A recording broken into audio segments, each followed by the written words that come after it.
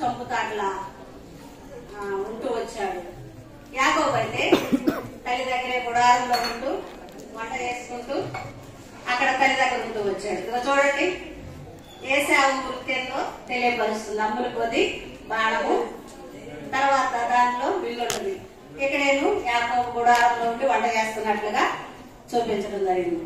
అయితే వీళ్ళిద్దరు పెద్ద అయిన తర్వాత ఒకరోజు ఏశావు పొలం నుండి అలసిపోయి పొలం నుండి వచ్చాడు.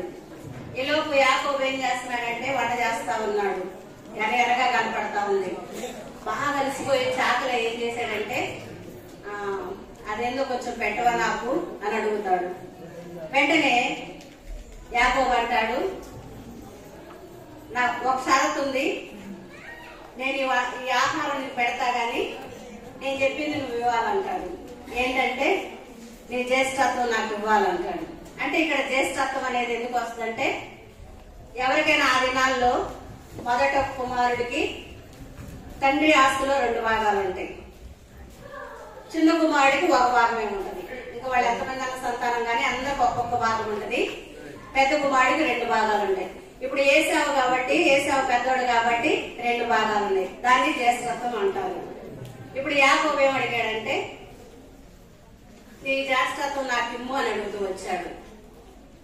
అప్పుడు అన్నాడు, సరే చనిపోబోతున్నాను, ఆకలి అవుతుంది, బాగా అలసిపోయి ఉన్నాను, చనిపోబోతున్నాను కదా, సరే కొంచెం పెట్టు అంటాడు. అయితే నేను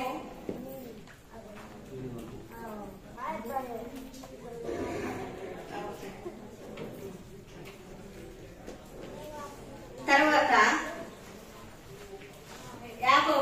యాకోబు ఏశావుతో ప్రమాణం చేయించుకుని ఆ వంట కనిపడి ఏంటిదంటే అది చిక్కుడుగాయల కూర, రంగురంగులో ఉన్నది, అది కొంచెం పెట్టమంటే అది చిక్కుడుగాయల కూర అన్నమాట. ఆ విధంగా ఆ చిక్కుడుగాయల కూర చేసి జ్యేష్ఠత్వాన్ని తీసుకుంటూ వచ్చాడు. మరి ఏశావు ఏం చేశాడు? తమ్ముడికి అమ్మేశాడు. ఎట్లా అమ్మేశాడు చెప్పాలి, మీరు స్పందించాలి తొందరగా. చిక్కుడుగాయల కూర, ఆ కూరను ఆహారం పెట్టి అమ్మేశాడు కదా. అంటే ఇక్కడ యాకోబుకేను జ్యేష్ఠత్వం అనేది ఆశీర్వాదమని, అది తండ్రి దీవెనని యాకోబు తెలిసింది. కానీ ఏశావుకేను దాని విలువ తెలియదు. వింటున్నారన్నా? ఏశావుకేను జ్యేష్ఠత్వం యొక్క విలువ తెలియలేదు, యాకోబుకు మాత్రం జ్యేష్ఠత్వం యొక్క విలువ తెలిసింది. కాబట్టి తన ఆహారం తను వండుకునేది ఏశావుకి ఇచ్చి ఆ జ్యేష్ఠత్వాన్ని తీసుకున్నాడు. కానీ ఏశావు నేను చనిపోబోతున్నాడు. వాస్తవంగా చనిపోతారా? అప్పటికప్పుడే చనిపోతారా? అంత త్వరగా చనిపోరు. ఆకలైనంత మాత్రం చనిపోతారా? చనిపోరు. కానీ ఆ విలువ తెలియక ఏం చేశాడంటే ఏశావు ఆ విధంగా అమ్ముకుంటూ వచ్చాడు. ఇద్దరు ఈ విషయంలో సరైన, అంటే యాకోబేను ఎటు మన్నా ఇస్తాడు నాకు ఖచ్చితంగా, ఎందుకంటే ఇప్పుడు ఆకలితో ఉన్నాడు, ఇది నేను పెట్టాలి కాబట్టి ఈ సమయంలోనే జ్యేష్ఠత్వం తీసుకోవాలని తమ్ముడు అన్నని ఏం చేశాడంటే ఆ బలహీనత చూసి, ఆకలి అనే బలహీనత చూసి, నువ్వు జ్యేష్ఠత్వం ఇస్తేనే నేను నీకు ఆహారం పెడతానన్నాడు. సరేనన్నాడు. అని ఇప్పుడు యాకోబు ఏం చేశాడు, నువ్వు మాట ఇచ్చావు, ప్రమాణం చేయన్నాడు. ఒకవేళ ప్రమాణం చేయకపోతే మాట మరి వెనక్కి తీసుకోవచ్చు. అవునా కాదా? అవునా కాదా? అర్థమవుతుందా? అన్నోతు పలుకండి. సరే, ఈ విధంగా జ్యేష్ఠత్వం తీసుకున్నాడు. కొన్ని దినాలు గడిచిపోయింది. గడిచిపోయిన తర్వాత మా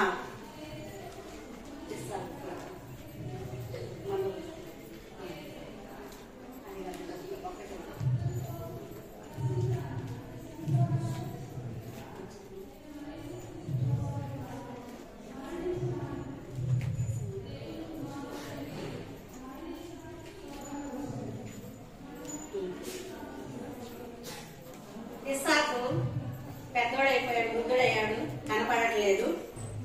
అయితే ఒక దినాన ఏశావుతో చెప్పాడు. ఏశావు అంటే ఇస్సాకు ఇష్టం, రెబెకాకి యాకోబు అంటే ఇష్టం.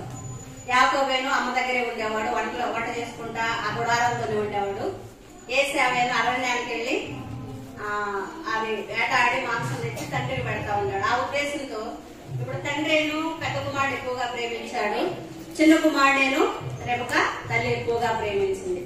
ఇప్పుడు మన దృష్టి కలిగి ఉంటానా ఇస్సాకు అన్నాడు పెద్ద కుమారుడు పిలిచి, మరి నేను ఎప్పుడు చనిపోతానో తెలియదు, కాబట్టి నాకు మాంసం తెచ్చి ఆహారం వండి తీసుకున్నా, నేను జీవిస్తానని చెప్తాడు.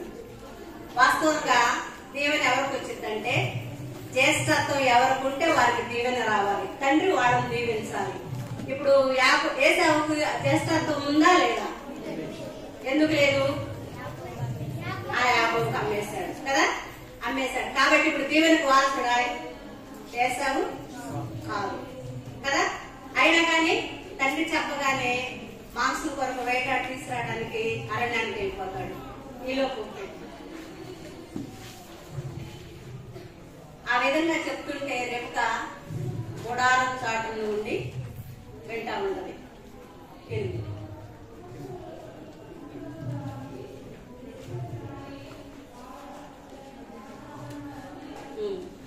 తండ్రి తన కుమారుడికి ఏసావుకి నాకు మాంసం తీసుకొచ్చి వండి పెట్టినాను, నిన్ను నేను ఆశీర్వదిస్తానని చెప్పగానే ఆ మాట రెబెకా గుడారం చాటు పక్కనే ఉండి వింటా ఉంటది. వెంటనే ఏం చేసిందంటే, సరేనని చెప్పి ఏసావు అరణ్యానికి వెళ్ళేటప్పుడు అంటాడు, నేర్పరి కదా, నీ విల్లు నీ అమ్ములు పొద్దు నింపుకొని బాణంతో వెళ్ళి నా కొరకే ఆహారాన్ని మాంసం తీసుకురమ్మని చెప్తే సరేనని చెప్పేసి ఏసావు ఏం చేశాడంటే అమ్ములు పొద్దు తీసుకొని ఆ విల్లు బాణం తీసుకొని వెళ్ళిపోతూ వచ్చాడు. ఈలోపు రెబెకా ఏం చేసిందంటే చిన్న కుమారుడు దగ్గరకు వచ్చి, మీ అన్నను ఆశీర్వదించబోతున్నాడు, ఆశీర్వాదం నీకే రావాలి, కాబట్టి నువ్వేం చేయాలంటే అర్జెంటుగా మందకెళ్ళి 2 మేక పిల్లలు తీసురా, నేను నాన్నకి రుచిగల భోజనం సిద్ధపరుస్తానని ఆమె చెప్తుంది. అప్పుడు యాకోబు అంటాడు, అమ్మా అన్నయ్యకైతే రోమం ఉంది, నేనైతే నన్ను చేతులు కలవాడిని, ఒకవేళ నేను వెళ్ళిన తర్వాత నాన్న ఆశీర్వదించమని వెళ్తే నన్ను చూసి తడివి ఒకవేళ రోమం కనపడలేదని మెత్తగా అయినంత శరీరం నన్నబడ్డది, కాబట్టి మళ్ళీ నేను యాకోబు నన్ను తెలిస్తే దీవించడానికి బదులు నన్ను శపిస్తాడేమో, నేను పోను అంటాడు. లేదు నాయన, నీకెందుకు, నేను చెప్పినట్టు చెయ్యి, ఎందుకంటే ఆ శాపం మీద నా మీదకి వచ్చింది, నువ్వు వెళ్ళి అందులోకి వెళ్ళి త్వరగా 2 మేక పిల్లలు తీసుకురమ్మంటే మేక పిల్లలు తీసుకొస్తాడు. 2 మేక పిల్లలు తీసుకొచ్చి భోజనం సిద్ధపరుస్తాడు. భోజనం సిద్ధపరిచిన తర్వాత రెబెకా సిద్ధపరిచింది. తర్వాత ఏసావు వస్త్రాలు వాళ్ళ అమ్మ దగ్గరే ఉంటాయి. ఇప్పుడు యాకోబుకి ఏం చేసిందంటే వాళ్ళ అన్న వస్త్రాలు వేసింది, ఆహారాన్ని సిద్ధపరిచింది. ఆ సిద్ధపరిచిన ఆహారాన్ని యాకోబుకి ఇచ్చి అంటుంది, నాన్న దగ్గరికి వెళ్ళు ఆశీర్వదిస్తాడని చెప్తుంది. సరేనని చెప్పేసి వెళ్ళే ముందు ఏం చేసింది, ఇప్పుడు నున్న చేతులు అని చెప్పాను కదా, ఎవరికి నున్న చేతులు? యాకోబుకి.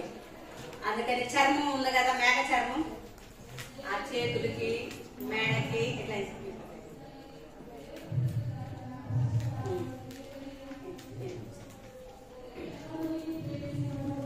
ఇదిగో చూడండి, మేక చర్మం అంతా ఈ ఒంటి మీద అంతా కప్పేసింది, చేతులు కప్పేసింది.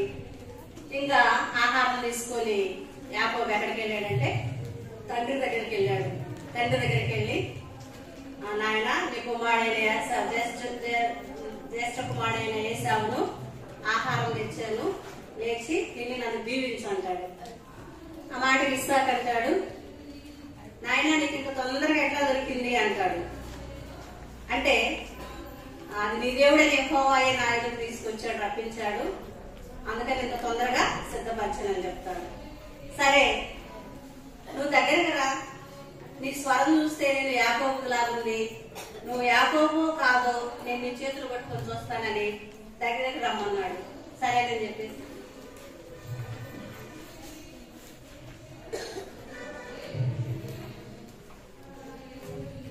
ఇప్పుడు యాకోబు ఏం చేశాడంటే తండ్రి దగ్గరకు వచ్చాడు. ఆ భోజనం తీసుకొని ఆహారాన్ని చేతులు పట్టుకొని చూశాడు. ఏమున్నాయి చేతులంట? మేకచర్మం, రోమాలు ఉన్నాయి. దీన్ని బట్టి ఎందుకు యాకోబుని గుర్తుపట్టలేకపోయాడు చెప్పండి ఇస్సాకు? ఎందుకు గుర్తుపట్టలేకపోయాడు అనుమానాలు పిల్లలు? యాకోబని ఇస్సాకు ఎందుకు గుర్తుపట్టలేకపోయాడు? మంద దృష్టి అంటే కనబడటంలా, అర్థమైందా? మంద దృష్టి కలిగి ఉన్నాడు కాబట్టి ఇలా తడిని చూసి స్వరాన్ని బట్టి గుర్తుపడుతున్నాడు. ఇప్పుడు ఏమన్నాడంటే నీ స్వరమేను యాకోబు లాగుంది, నిన్ను తడిని చూస్తే నేను చేతులేను ఏసావు చేతులు ఉన్నట్లున్నాయి అని చెప్పేసి ఆ విధంగా అని, సరే రా నాయన తీసుకొచ్చిన ఆహారాన్ని ఇవ్వమంటే తీసుకొచ్చిన ఆహారాన్ని పెట్టాడు. పెట్టిన తర్వాత నువ్వు వచ్చి నన్ను ముద్దు పెట్టుకో అంటాడు.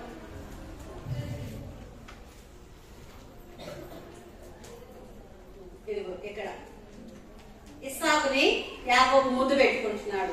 ముద్దు పెట్టుకున్న తర్వాత ఇప్పుడు ఇస్సాకు యాకోబుని దీవించాలి.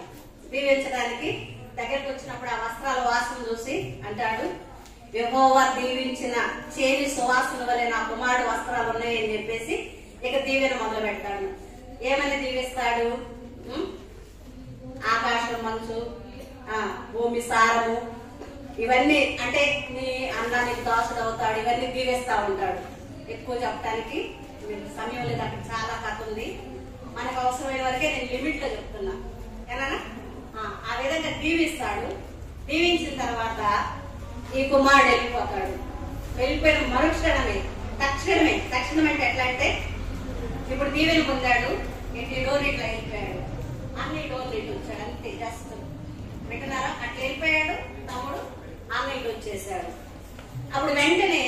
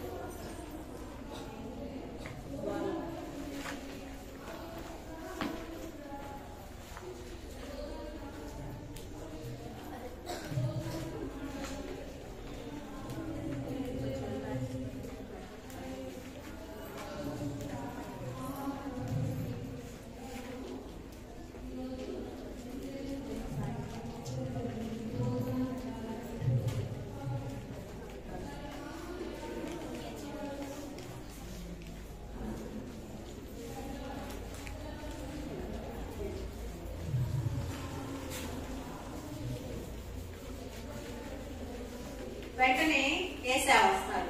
ఏసావు వచ్చి నాయన నన్ను దీవించు అంటాడు. దీవించు అంటే మరి ఇప్పుడు నేను దీవించింది ఎవరిని? నిన్ను కదా అంటాడు. లేదు నాయన నేను రాలేదు అంటే మరి ఇప్పుడు వచ్చి నన్ను దీవించమని నా దగ్గర దీవించుకొని దీవించింది ఎవరిని? నువ్వు కాదా అని అడుగుతాడు. నేను కాదు నాయన అంటాడు. అయితే తర్వాత ఏసావు అంటాడు, నాయన నాకు ఒక్క దీవెనైనా మిగిలి ఉండలేదా అంటాడు. లేదా ఆయన నిజంగా అతను దీవించాను, నిజంగా దీవించబడి వాడయ్యాడు, నీకు ఒక్క దీవెన కూడా లేదని చెప్తాడు. పెద్దగా ఏడుస్తాడు. ఎవరు? ఏసావు. వింటున్నారా? పెద్దగా ఏడుస్తాడు. అంటే ఇక్కడ మనకేమర్థమవుతుందంటే యాకోబు దేవుని దీవెన కోసం అబద్ధమైన ఆడి తండ్రి దగ్గర ఏం చేశాడు? దీవెన పొందు. వాస్తవంగా దీవెన రావాలంటే ఏం చేయాలి మనం? చెప్పండి. దీవెన రావాలంటే ఏం చేయాలి? ఏసైని అడగాలి కదా. చక్కగా ఏసై చెప్పిన మాట వినాలి. ఏసై బిడ్డలు అవ్వాలి. ఏసై చెప్పిన మాట వినాలి. ఆ విధంగా మనం జీవిస్తా ఉంటే దేవుణ్ణి అడిగితే దేవుని మాట వింటే మనకు దీవెన వస్తుంది. కానీ ఇక్కడ యాకోబు ఏం చేశాడు? దేవుణ్ణి అడిగాడా? చెప్పండి. దేవుణ్ణి అడిగాడా? అడగల. తర్వాత ప్రార్థన చేశాడా? చేశాడా ప్రార్థన? చేయలా. మరేం చేశాడు? ఏం చేశాడు చెప్పండి? తన సొంత ఆలోచన చొప్పున, వాళ్ళ అమ్మ ఆలోచన చొప్పున తండ్రిని మోసం చేశాడు, అన్నని మోసం చేసి దీవెన పొందుకున్నాడు. ఇప్పుడు ఏసావుని దీవించడానికి ఇంకొక దీవెన కూడా లేదు. అందుకని తండ్రి అంటాడు, నీ ఇంటితోనే నువ్వు బ్రతుకుతావని దీవిస్తాడు. తర్వాత ఏసావు అనుకుంటాడు, మొదట చిక్కుడుగాయల ఆహారం పెట్టి జ్యేష్ఠత్వం తీసుకున్నాడు, ఇప్పుడు నా రావాల్సిన దీవెన మరి నా తమ్ముడు ఇట్లా చేశాడని చెప్పేసి మా నాన్న ఎటు వృద్ధాప్యం వచ్చింది, చనిపోయే సమయం దగ్గర పడింది, అప్పుడు వస్తాడు కదా చంపకపోతానా అని చెప్పేసి తనలో తాను అనుకుంటా ఉంటాడు. ఇది ఎవరంటారంటే తల్లి అంటది. విని అంటది, నాయనా చూడు మీ అన్నట్లు అనుకుంటున్నాడు, నీ మీద బాగా కోపంగా ద్వేషంగా ఉన్నాడు, ఒకవేళ నీ తమ్ముడిని చెప్తే మీ ఇద్దరు ఒకే దినాన్ని పోగొట్టుకోవడం నాకు ఇష్టం లేదు. కాబట్టి ఇప్పుడు నువ్వేం చేస్తావంటే నా సహోదరుడు లాబాను హారాన్లో ఉన్నాడు, అక్కడికి వెళ్ళి మీ మామ దగ్గర కొన్ని రోజులు ఉండు, మీ అన్న కోపం చల్లారిన తర్వాత మరలా నేను పిలిపిస్తానని చెప్పింది. అప్పుడు యాకోబు అప్పుడు దాకా ఏ ఊరు వెళ్ళాలి, వాళ్ళ అమ్మ దగ్గరే ఉన్నాడు, గోడారంలోనే ఉన్నాడు. మరి ఏసావు అయితే అరణ్యమంతా తిరిగేవాడు, బయట లోపల అన్ని స్థలాల్లో ఉన్నాడు. కానీ యాకోబుకి ఏ ప్రదేశము తెలియదు. ఇప్పుడు యాకోబుకి భయం వేసింది, ఎట్లా వెళ్ళాలి అని. ఒకవేళ ఇంట్లో ఉంటే అన్నయ్య చంపుతాడేమో, ప్రాణ భయం. మరి తల్లి ఏం చేసిందంటే, లేదు నాయన ఖచ్చితంగా మీ అన్న చంపుతాడు, నువ్వు ఎట్టైనా సరే నువ్వు ఇల్లు విడిచి వెళ్ళాలి. అదే సమయంలో తండ్రి అంటాడు యాకోబుని పిలిచి, చూడు యాకోబు, నేను దీవిస్తాను, నువ్వు వెళ్ళి మీ మామగారి దగ్గర ఈ కనాన స్త్రీలో ఎవరిని పెళ్లి చేసుకోవద్దు, హారాన్లోకి వెళ్ళి మీ మామ దగ్గర అక్కడ ఉండి అక్కడ మీ మామ కుమార్తెలు ఒకదాని వివాహం చేసుకోమని చెప్తాడు. సరేనని చెప్పేసి ఇప్పుడు యాకోబు ఏం చేస్తాడంటే, తల్లి మాట తండ్రి మాట విని ప్రాణ భయంతో, ఒకవేళ నేను పోనమ్మా నేను వెళ్ళనంటే మళ్ళీ ఏం చేస్తాడని భయంతో, ప్రాణ భయంతో ఏం చేస్తాడంటే ఇల్లు విడిచి వెళ్తాడు.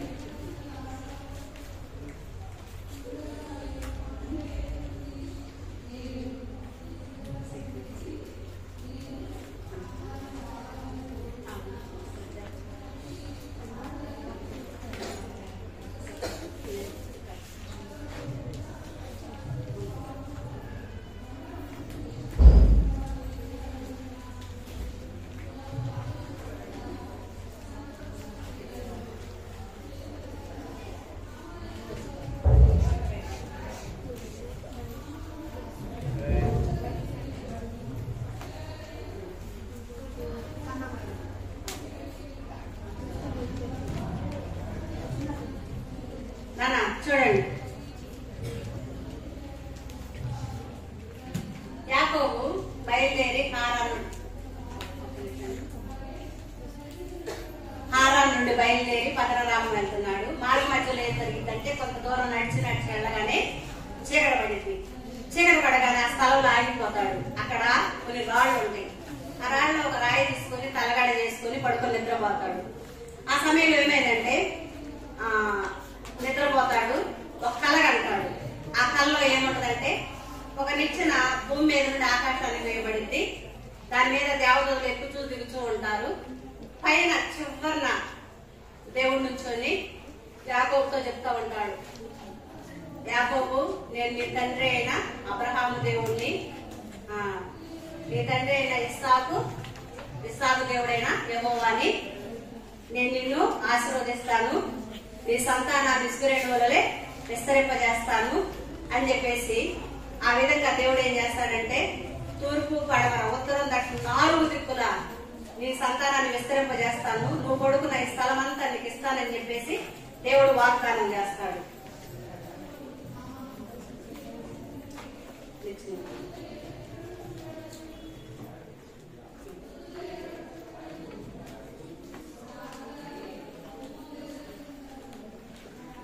ఇది ఆ విధంగా దేవదూతల పైకి ఎక్కుతూ తిరుగుతూ ఉంటారు.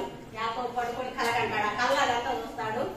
ఆ కళ్ళలో దేవుడు ప్రత్యక్షమే అట్లా చెప్పిన తర్వాత, నువ్వు వెళ్లే ప్రతి స్థలంలో నేను నీకు తోడుగా ఉంటాను, నేను నీతో చెప్పింది నెరవేర్చే వరకు నేను విడిచిపెట్టనని చెప్తాడు. వెంటనే యాకోబు మెలుగు వచ్చి చూసినప్పుడు, ఇది అమ్మో, ఇది నిత్యంగా దేవుడున్న స్థలం, ఇది భయంకరమైంది, ఇది దేవుని మందిరమే కానీ వేరొకటి కాదు అని చెప్పేసి వెంటనే తను లేచి ఆ తలగడగా పెట్టుకున్న రాయిని ఇట్లా నిలిపి దాని మీద వస్తాడు.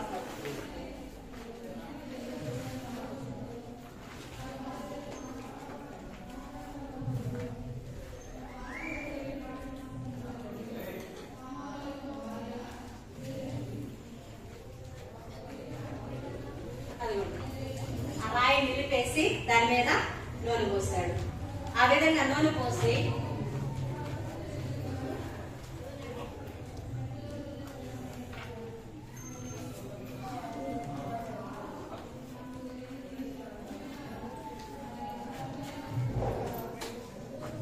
మీరు వెంట ఉండండి. అయితే నూనె పోసాడు ఆ రాయి మీద.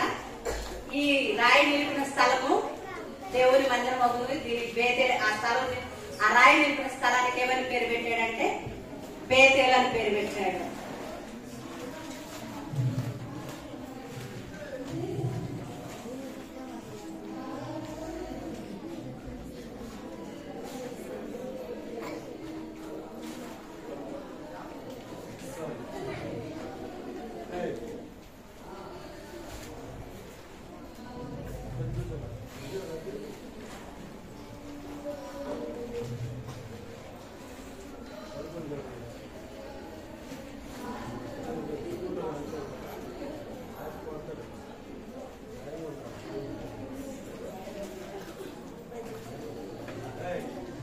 అప్పుడు ఆ రాయి నింపిన స్థలం మీద నూనె పోసి ఈ దేవుని మందిరమే గాని వేరొకటి కాదని దానికి బేతేల్ అని పేరు పెడతాడు. పేరు పెట్టిన తర్వాత అక్కడ దేవుని ఆరాధిస్తాడు. ఆరాధించి దేవునికి ఒక మొక్కుబడి చేస్తాడు. ఏమని చేస్తాడంటే, దేవా నేను వెళ్ళే మార్గంలో నన్ను క్షేమంగా నడిపించి తినడానికి తిండి కట్టుకోవడానికి వస్త్రం ఇచ్చి నువ్వు నాకు తోడుగా ఉంటే నేను 10వ భాగం ఇస్తానంటాడు. ఆ విధంగా తను ఏం చేస్తాడంటే మొక్కుబడి చేసుకుంటాడు యాకోబు. 10వ భాగం అంటే ఏంటో మీకు తెలుసా? ఏనా ఉదాహరణకు మీకు అర్థం అవటానికి, ఇప్పుడు ఈరోజు అమ్మోళ్ళు ఉంటారు కదా, నాన్న అమ్మ మమ్మీ ఉంటారు కదా, వాళ్ళు పనికి వెళ్ళారు అనుకోండి. వాళ్ళు పనికి వెళ్ళినందుకు పని చేసినందుకు ఎంత ఇస్తారు? కూలి ఇస్తారు. ఎంత కొంత ఇస్తారు? 500 200 100 ఇచ్చారనుకోండి. 100లో 10వ భాగం అంటే ఎంత? 10. అర్థమైందా? 90 10 అంటే 10 రూపాయలు. 100లో 10 రూపాయలు 10వ భాగం అంటారు. 200 వచ్చినప్పుడు ఎంత ఇవ్వాలి? 20. 300 వస్తే 400 వస్తే 1000 రూపాయలు వస్తే 50 100 అట్లా 10,000 వస్తే 1000 రూపాయలు కదా. 1,00,000 రూపాయలు వస్తే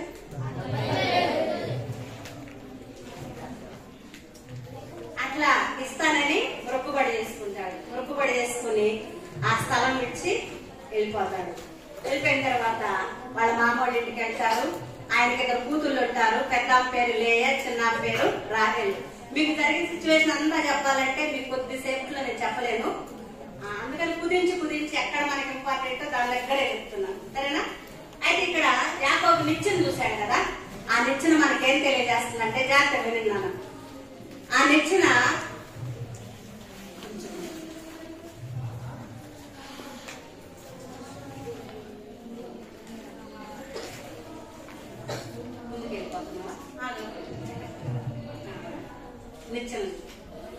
ఆ నిచ్చెన ఏం చూపిస్తుందంటే, యేసుప్రభు అంటే ఆ గోతులు పైకి ఎక్కుతూ దిగుతూ ఉన్నారు కదా, భూమి మీద నుండి పైకి ఎక్కుతూ కిందకి దిగుతా ఉన్నారు. అంటే మనం కూడా పరలోకానికి వెళ్ళాలంటే ఖచ్చితంగా నిచ్చెన ద్వారా వెళ్ళాలి. నిచ్చెన అంటే ఎవరు? యేసుప్రభు అంటాడు, నేనే యోహాను సువార్త 14:6 ప్రకారం యేసు నేనే మార్గము సత్యము జీవమునైన, నా ద్వారా తప్ప ఎవరును పరలోక రాజ్యానికి చేరరు. కాబట్టి ఇప్పుడు యేసుప్రభువే నిచ్చెన ఉన్నారు. అమ్మా ఇటు వినండి, పరలోకం వెళ్ళాలంటే నిచ్చెన మీదకి వెళ్ళాలి. ఏ నిచ్చెన మీదకి వెళ్ళాలి? ఇక్కడ యాకోబు చూసిన ఆ నిచ్చెన మీద కాదు, యేసయ్యనే ఈ నిచ్చెన ద్వారా. అంటే యేసయ్యను నమ్ముకుంటే, యేసయ్యను హృదయంలో చేర్చుకుంటే, యేసయ్య బిడ్డగా మనం మారితే మనం కూడా ఈ భూలోకం నుండి పరలోకానికి వెళ్ళగలం. అంటే పరలోకానికి వెళ్ళాలంటే యేసయ్య అనే నిచ్చెన, ఖచ్చితంగా యేసయ్య అనే నిచ్చెన మనం ఎక్కాలి. అర్థమవుతుందా? ఇప్పుడు నిచ్చెన అంటే యేసయ్య నిచ్చెన. యేసయ్య నమ్ముకుంటే యేసయ్య ద్వారానే మనం పరలోక రాజ్యానికి చేరుకుంటాం. తర్వాత ఇప్పుడు అక్కడికి వెళ్ళాడు, వాళ్ళు వివాహం చేసుకున్నాడు. వాళ్ళకి అక్కడ 11 మంది సంతానం కలిగారు. కొన్ని రోజులు అక్కడ ఏం చేశాడు? గొర్రెలు, వాళ్ళ మామ మన ఉంటది గొర్రెలు, ఆ గొర్రెలు మేపుతా ఉంటాడు. అయితే ఒక దినాన ఏం జరిగిందంటే, దేవుడు అంటాడు, నాన్న ఇటు వినండి, ముగిస్తా త్వరగానే ముగిస్తా. యాకోబు వాళ్ళ మామ ఇంట్లో ఉండి మందలు మేపుతా ఉంటాడు. అనేక సార్లు వాళ్ళ మామ మోసం చేస్తాడు. అయినా దేవుడు యాకోబు తోడుగా ఉంటాడు. అక్కడ లేయాని వివాహం చేసుకుంటాడు మొదట, తర్వాత రాహేలుని వివాహం చేసుకుంటాడు. వాళ్ళకి దాసీలు ఉంటారు. ఆ దాసీలు కూడా యాకోబుకి ఇచ్చి వివాహం చేస్తారు. అంటే ఇప్పుడు లేయా దాసి, రాహేలు దాసి, వీళ్ళందరూ ఆయన భార్యలు అన్నమాట. వాళ్ళందరి సంతానం ఎంతమంది అంటే 11 మంది. ఆ 11 మంది ఎక్కడున్నారు? హారాన్లో వాళ్ళ మామ దగ్గర వాళ్ళ కుటుంబం ఉన్నారు. ఇంతకుముందు వచ్చేటప్పుడే ఒంటరిగా వచ్చాడు. అక్కడికి వచ్చిన తర్వాత వాళ్ళు పెళ్లి చేసుకుని వాళ్ళ పిల్లలు 11 మంది పుట్టారు. ఆ తర్వాత చాలా గొర్రెల మందులు ఉన్నాయి, చాలా పనివాళ్ళు ఉన్నారు. వీళ్ళందరితో ఉన్నప్పుడు ఒకరోజు దేవుడు ఏమంటాడంటే, యాకోబు నువ్వు ఏ స్థలం నుండి అయితే వచ్చావో తిరిగి ఆ స్థలానికి వెళ్ళంటాడు. ఏ స్థలం నుండి అయితే వచ్చావో తిరిగి ఆ స్థలానికి వెళ్ళమంటాడు. అప్పుడు యాకోబు ఏమంటాడంటే,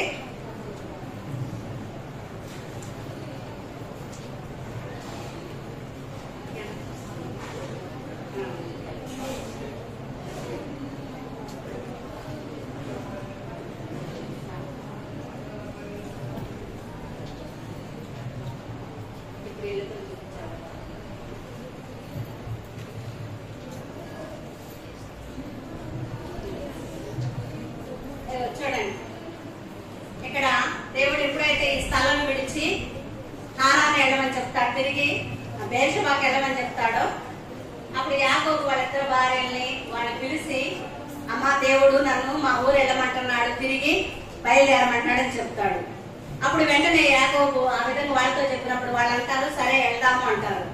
ఇప్పుడు వీళ్ళందరూ కలిసి తిరిగి మళ్ళా ఎక్కడికి బయలుదేరుతున్నారంటే యాకోబు వాళ్ళ సొంత ఊరికి. ఎక్కడి నుండి వచ్చాడు? బేర్షెబా నుండి కదా. బేర్షెబా నుండి ఎక్కడికి వచ్చాడు? హారాన్ వచ్చాడు. హారాన్ ఎవరిది? వాళ్ళ మామ లాబానుది, వాళ్ళ మామూలది. మరి యాకోబు దేవుడు బేర్షెబా. ఇప్పుడు ఎక్కడి నుంచి ఎక్కడికి వెళ్ళాలి?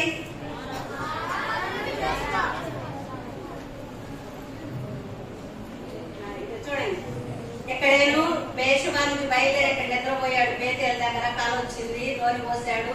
ఈ స్థలాన్ని క్షేమంగా తిరిగి వస్తే ఇక్కడ మందిరం కడతానని చెప్పాడు. తిరిగి హారానికి వెళ్ళిపోయాడు. అక్కడ పెళ్లి చేసుకున్నాడు వాళ్ళ మామ కూతుళ్ళని.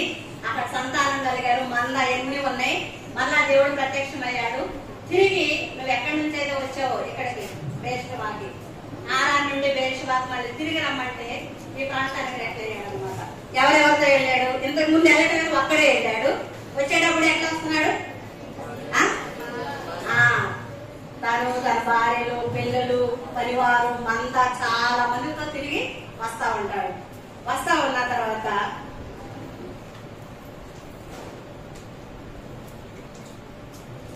ఇప్పుడు వాళ్ళ అన్నకి కబురు పంపిస్తాడు.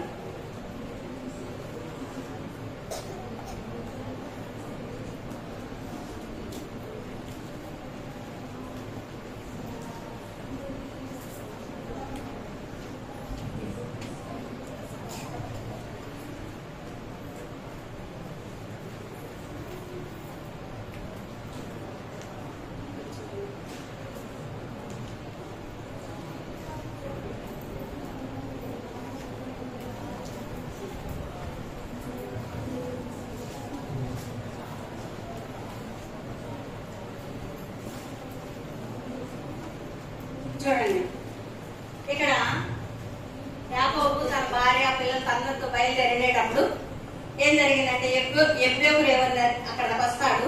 వాళ్ళన్న కబురు పంపిస్తాడు, నేను ఇట్లా వస్తున్నానని చెప్పు. కబురు పంపగానే వాళ్ళన్న ఏసావు ఏం చేస్తాడంటే 400 మంది పని వాళ్ళని తీసుకొని వస్తా ఉంటాడు. అప్పుడు యాకోబు భయం వేసింది, అమ్మో 400 మందిని తీసుకొని వస్తున్నాడా, అయితే నన్ను, నా భార్యని, పిల్లల్ని అందరూ చంపుతాడేమో అని చెప్పేసి మయ్యో పడిపోతా ఉంటాడు, విచారంతో ఉంటాడు. అప్పుడు ఏం చేశాడంటే, సరే దేవునికి ప్రార్థన చేసుకుంటాడు. దేవా నువ్వు పొమ్మంటే నేను బయలుదేరి వచ్చాను కదా, మరి మన 400 మందితో వస్తున్నాడు, మమ్మల్ని చంపుతాడేమో అని భయపడతా ఉంటాడు అని ప్రార్థన చేసి దేవునికి చెప్పుకుంటాడు. తర్వాత ఏం చేశాడంటే, కొంతమందిని పని వాళ్ళని, కొన్ని గొర్రెల్ని, మేకల్ని అట్లా ముందు పంపిస్తాడు. అవి ఏసావుకి ఇవ్వమని చెప్తాడు పని వాళ్ళకి. తర్వాత మొదటి భార్యను, వాళ్ళ పిల్లల్ని ఒక గుంపు చేస్తాడు. తర్వాత రెండో భార్య, వాళ్ళ పిల్లల్ని, వాళ్ళు కలిగిన 2 గుంపులు చేస్తాడు. ఆ విధంగా 2 గుంపులు చేసి ఆ ఎప్పుడో దాటించేసి యాకోబు ఒక్కడే మిగిలిపోతాడు. ఆ గుంపులు వాళ్ళు వచ్చేస్తారు. ఈలోపు అన్న ఏసావు ఏం చేస్తాడంటే ఎవరు వస్తారు చూడండి.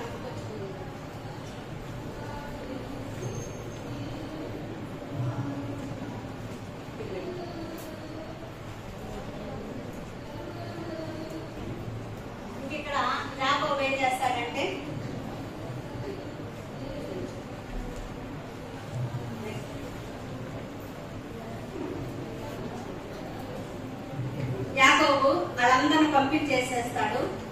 ఎవ్వరిలో దగ్గర ఒక్కడే మిగిలిపోతాడు. మిగిలిపోయి ప్రార్థన చేస్తా ఉంటే ఒక దేవదూత అనుకోకుండా వచ్చింది. ఈ దేవదూత దగ్గర రాత్రంతా పోరాడుతూ ఉంటాడు. రాత్రంతా పోరాడతారు ఇద్దరు. అది చూడండి ఎట్లా పోరాడుతున్నాడు, కలబడుకుంటున్నారు అనమాట. అయితే యాకోబు ఈ దేవదూతని గెలవలేకపోతాడు.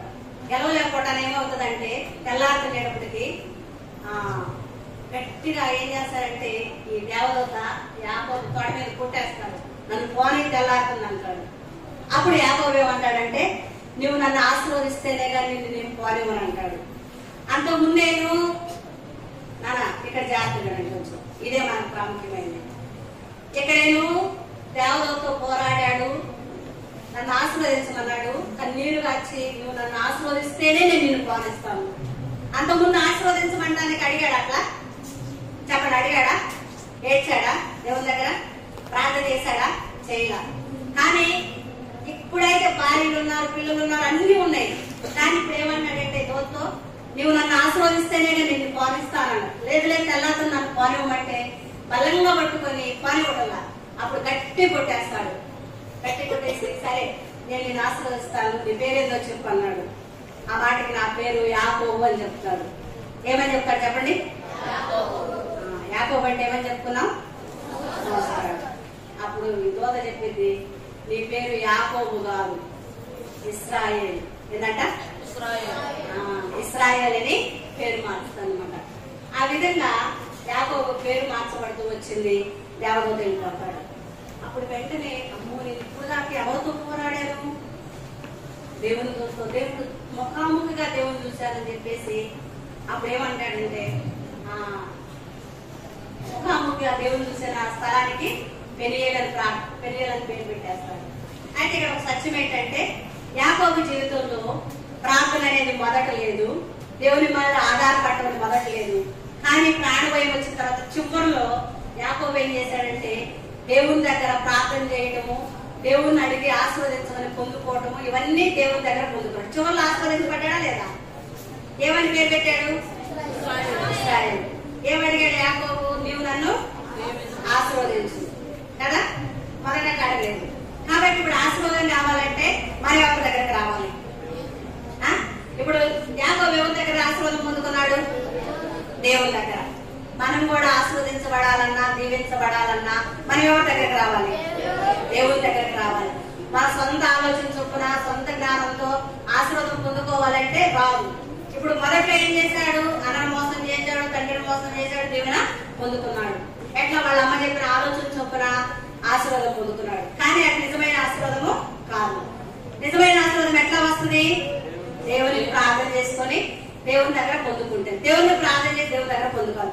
అంటే ఇప్పుడు విశ్వాసం ద్వారా దేవుని దగ్గర పొందుకోవడం అనేది యాకోబు నేర్చుకున్నాడు. మనం కూడా దేవుని దగ్గరకు వచ్చి విశ్వాసం ఉంచి దేవునిలో మనం నమ్మకంగా ప్రార్థన చేస్తాం. దేవుని నమ్మడం ద్వారా దేవుని దీవెనలు మనము పొందుకుంటాం.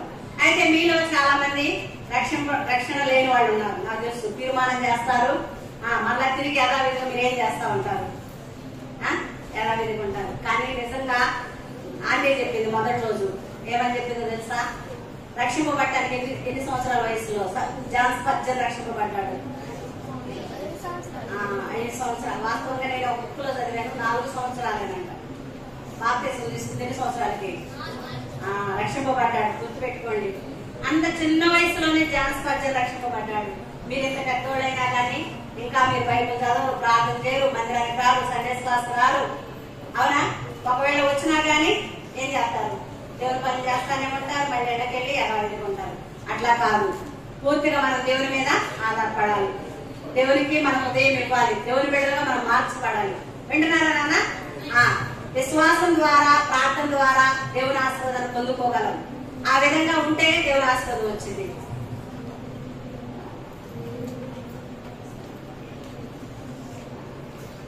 ఇప్పుడు వీళ్ళిద్దరు ఏం చేశారు? ఇక్కడ ఏసావు యాకోబు ఎక్కువ దాటాడు. దాటిన తర్వాత అన్న 400 మందితో వస్తుంటే ఎదురుపోయి సాగిల పడతాడు. సాగిల పడగానే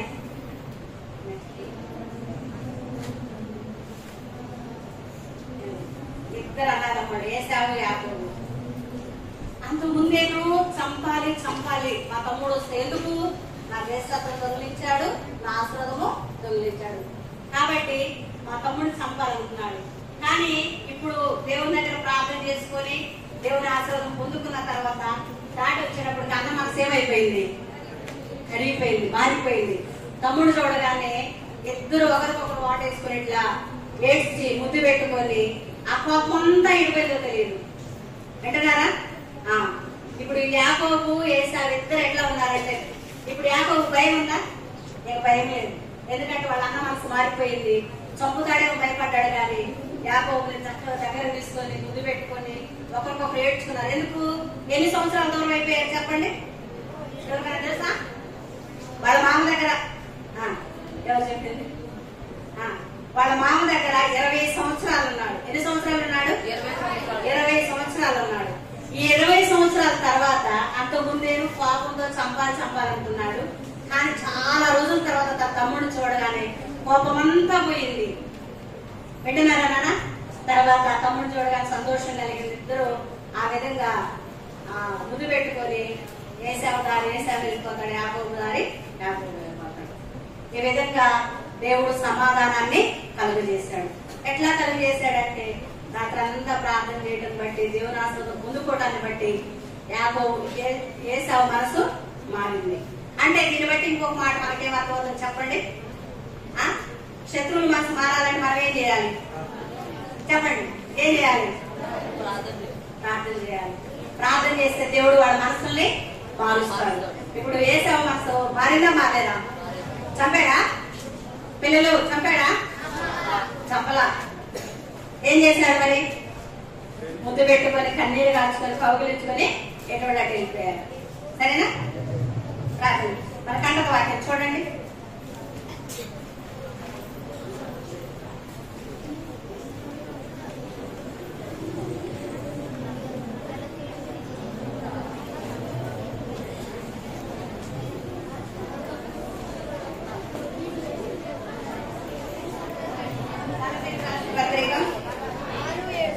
ఇప్పుడు మన పాఠంలో యాకోబు విశ్వాసాన్ని నేర్చుకున్నాడు. అంతకుముందు దేవుడి మీద ఆధారపడ్డాడు, కానీ ఇప్పుడు చివరికి వచ్చేటప్పటికి దేవుడి మీద ఆధారపడ్డాడు. చూడండి కట్టత వాక్యం.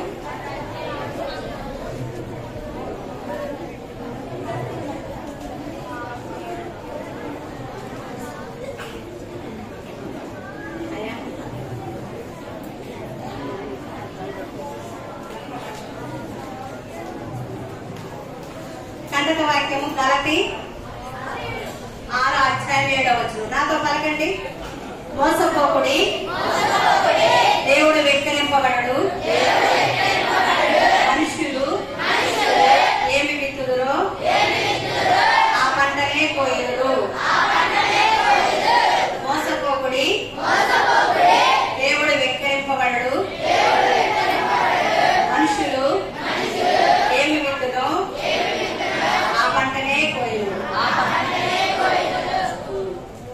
గలతీ 6:7.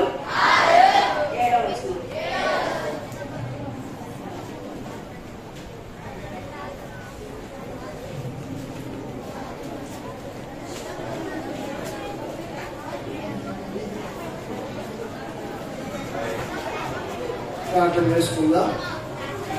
పెద్ద పాలు నడుస్తారు.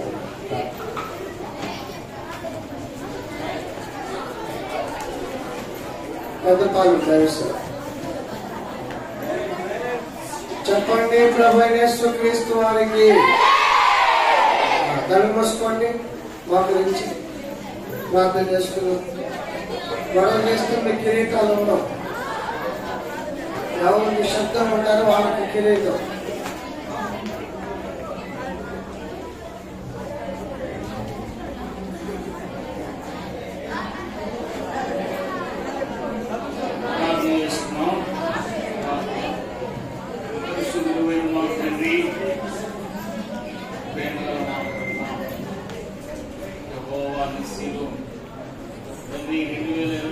సంవత్సరం కూడా నాయన దాన్ని 4 విధాలుగా నాయన నడిపిస్తూ పోషిస్తూ దేవా నాయన హృదయశుద్ధులను దేవుని దాసురాలను దేవుని దాసులను అనుగ్రహిస్తున్న దేవుడు ఈ సమయంలో యాకోబు ఏషావు యొక్క కథ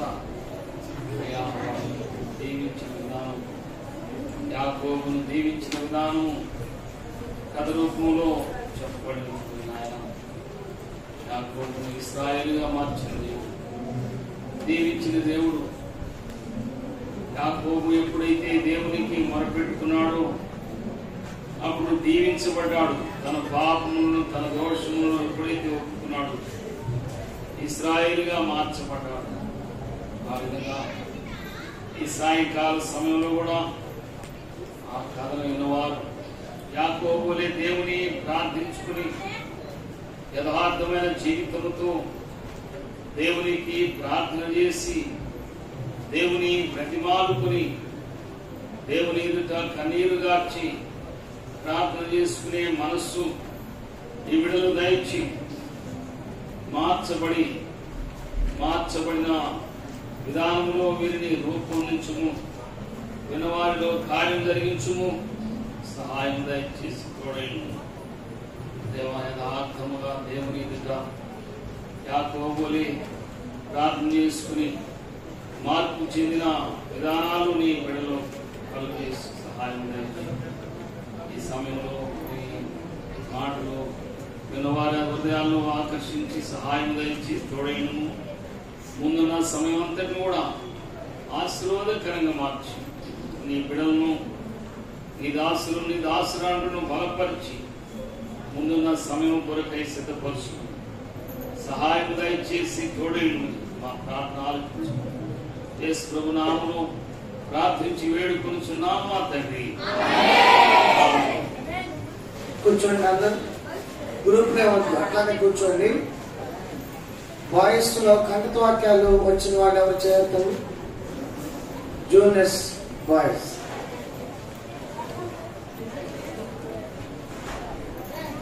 ఎవరికొచ్చు? రండి, ఎవరు వస్తే వాళ్ళు రండి. వాయిస్ రండి, కంఠత వాక్యాలు వచ్చిన వాయిస్ రండి. ఎవరికి రావా? లోపల చూసుకోండి. గర్ల్స్ రాండి, ఎవరైతే రారా? మీరు సిగ్గుపడాలిరా, మనం అన్నింటిలో వెనకరా.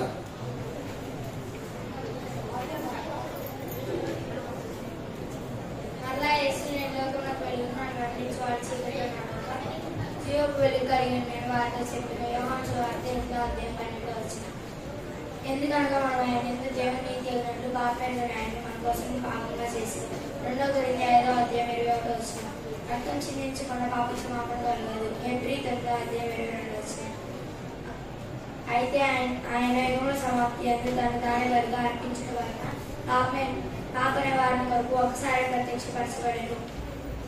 హెబ్రీ 9:26 మీరు సంపూర్ణమైన జ్ఞానమును ఆత్మ సంబంధమైన వివేచన గలవారును ఆయన చిత్తమును పూర్ణంగా గ్రహించేవారినే దేవుని విషయమైన మీరు ప్రతి సత్కార్యంలో సఫలవచ్చు. దేవుని విషయమైన జ్ఞానమందు అభివృద్ధి పొందండి.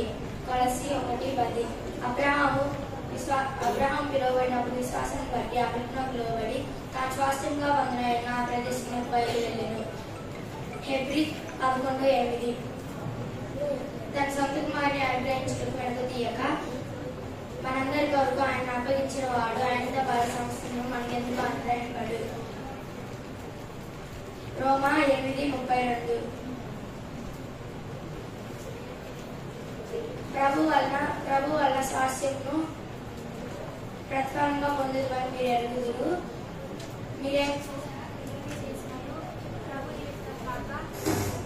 చేసిన మనుషుల నిమిత్తం కాక ప్రభు నిమిత్తమని మనస్ఫూర్తిగా చేయండి. రోమా కొలస్సీ 3:23-24 మోసపోకుడి దేవుడు వెక్కిరింపబట్టు మనుషులు ఏమి విత్తన ఆవరణనే కోయను. గలతీ 6:7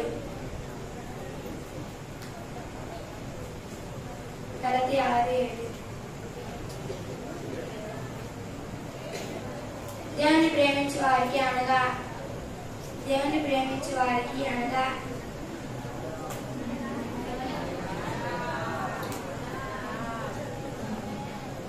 బాయ్స్ లైన్కి వెళ్ళండి, టీచర్స్ కొంచెం సహకరించి మందిరంలోకి వెళ్ళిపోండి. క్లోజింగ్ లెసన్ ఉంటుంది. గర్ల్స్ లెగవద్దు ఎవరు.